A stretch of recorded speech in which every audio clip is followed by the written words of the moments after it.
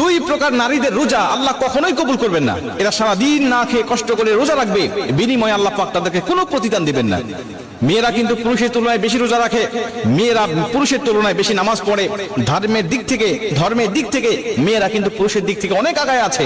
কিন্তু শুধুমাত্র সঠিক তরিকাটা না জানার কারণে, সামান্য ছোট্ট ছোট্ট ভুল হওয়ার কারণে তাদের সব আমলগুলো বরবাদ হয়ে যাচ্ছে।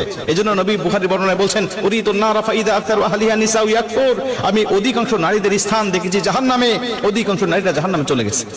দুই প্রকার নারীদের রোজা কবুল হয় না। তার মধ্যে প্রথম নম্বর, এক নম্বরে নবীজি বলেন, যারা স্বামীর অবাধ্য স্ত্রী, যারা স্বামীর অবাধ্য স্ত্রী, এদের উপরে আল্লাহ পাকের লানত থাকে সর্বসময়, নবীজির লানত থাকে, ফেরেশতাদের লানত থাকে। এরা যত ইবাদত করুক আল্লাহ কোনো ইবাদত তাদের কবুল করেন না।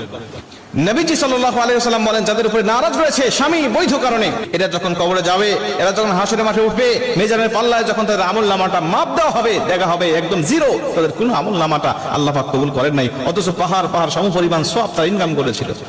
স্বামীর অবাধ্য হওয়ার কারণে নবীজি সাল্লাল্লাহু আলাইহি ওয়াসাল্লাম বলেন, কোন স্বামী যদি স্ত্রীকে একান্তভাবে পেতে চায়, কিন্তু স্ত্রী যদি তার স্বামীর ডাকে সাড়া না দেয়, আল্লাহ পাক সারা রাত ফেরেশতারা তার উপরে লানত করতে থাকে, আল্লাহ পাক লানত করতে থাকে। এজন্য স্বামীর কথা শুনতে হবে। নবীজি বলছে স্বামীর গুরুত্ব কত বেশি যদি কোনো মেয়ে জানতো, আর আমি নবীজি যদি আল্লাহর পরে কাউকে সেজদা দেওয়া জায়েজ হতো, বলে দিতাম প্রতিটা স্ত্রীকে তার স্বামীকে যেন সেজদা দেয়। মুসলমান ভাইরা আমার, দুই নম্বরে নবীজি সাল্লাল্লাহু আলাইহি ওয়াসাল্লাম বলেন, ওই সমস্ত নারীদের কোনো ইবাদত আল্লাহর দরবারে কবুল হয় না যেই সমস্ত স্ত্রীরা, যেই সমস্ত মেয়েরা বেপর্দায় চলাফেরা করে। আজকে রমজান মাস, দেখবেন মার্কেটে চলে যাবেন, রাস্তাঘাটে বিভিন্ন জায়গায় শপিং মলে দেখতে পাবেন অধিকাংশ জায়গায় বেপর্দা নারীর সরাসরি। বেপর্দা নারী নিজে গুনাহ করে, তার দিকে যে পুরুষ তারায় তাকায় তারও অগণিত গুনাহ উঠতে থাকে। এই জন্য বেগানা নারী শুধুমাত্র নিজে গুনাহ অর্জন করে তা নয়, অন্য পুরুষদেরকে গুনাহ অর্জন করায় সহযোগিতা করে।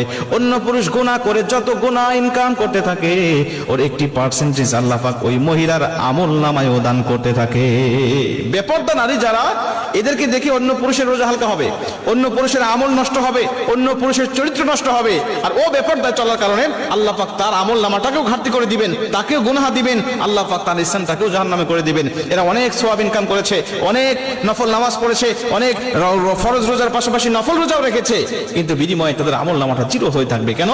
সে নিজে বেপরদায় চলাফেরা করেছে, নিজে গুনাহ করেছে এবং অন্যকে গুনাহ অর্জন করাতে সে সহযোগিতা করেছে।